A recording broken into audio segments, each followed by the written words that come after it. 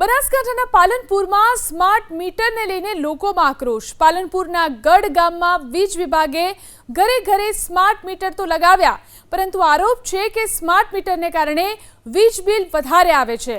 જો બિલ ચૂકવવામાં વિલંબ થાય તો વીજ કનેક્શન કાપી નાખવામાં આવે છે।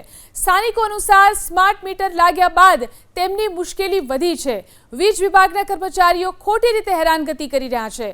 બિલ ભર્યા બાદ પણ સિસ્ટમમાં બિલ બાકી બતાવે છે, જેના કારણે વીજ કનેક્શન કાપી નાખવામાં આવે છે।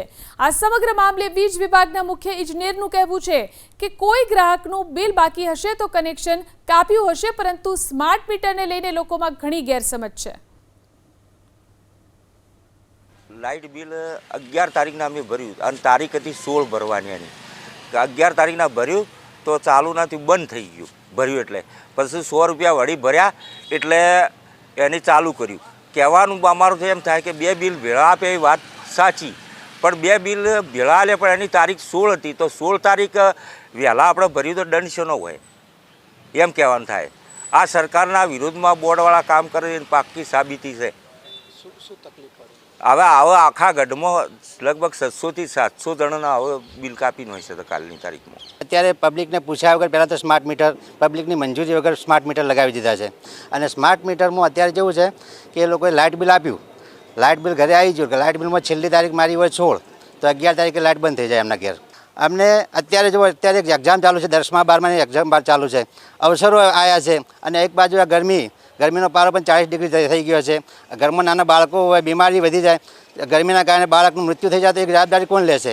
અને ઘરમાં કોઈ વૃદ્ધ હોય અને ગરમીના કારણે કોઈ મૃત્યુ થાય એની જવાબદારી કોણ લેશે? જીબી લેવા આવશે। જીબી તો બસ ફક્ત અત્યારે પૈસા ઉઘરાવવાનું જ કામ કરે છે, એ કોઈનું કંઈ સાંભળતી નથી।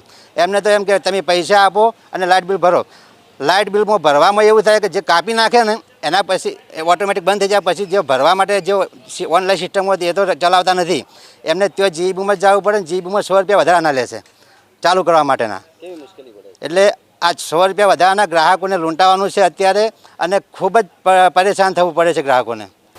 એકચ્યુઅલી સ્માર્ટ મીટરમાં થોડું ગેરસમજના કારણે આ બનાવ બની રહ્યો છે। અમે અમારી કન્ઝ્યુમર મોબાઈલ એપ બી બનાવી છે, એ એપ્લિકેશન માટે અમે અવેરનેસ કેમ્પ બી કરી રહ્યા છીએ અને દરેક ગ્રાહકને અમે સમજાવી રહ્યા છીએ કે આ એપ ડાઉનલોડ કરો તો એમાં તમને ડે ટુ ડેનો જે ડેટા છે, તમને શું તમે કેટલું વાપર્યું, કેટલું તમારું બિલ બન્યું છે, એ તમામ ડેટા અંદર માહિતી અને ઇન્સ્ટન્ટલી ડેઇલી બેઝ પર એને મળે છે, મતલબ ટાઈમ ટુ ટાઈમ એને મળે છે। એના કારણે એ પોતાનું બિલ પેમેન્ટ બી ટાઈમલી કરી શકે છે, ઓફિસમાં આવવું બી નથી પડતું, એને કોઈ લાઇનમાં ઊભું ના પડે।